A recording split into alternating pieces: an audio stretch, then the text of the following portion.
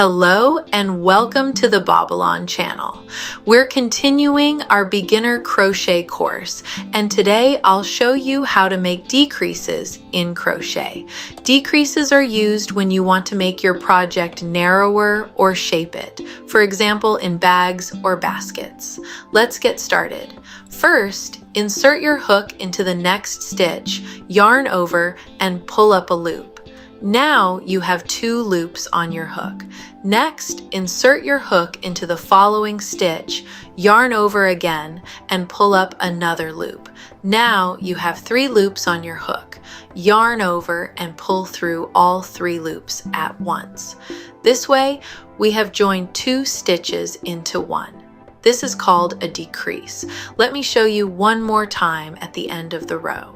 You can use this technique with different stitches as well. The main idea is always the same. Work 2 stitches together into one. As you can see, decreases help your project become smaller and create the desired shape. That's it for today. Thanks for watching and happy crafting!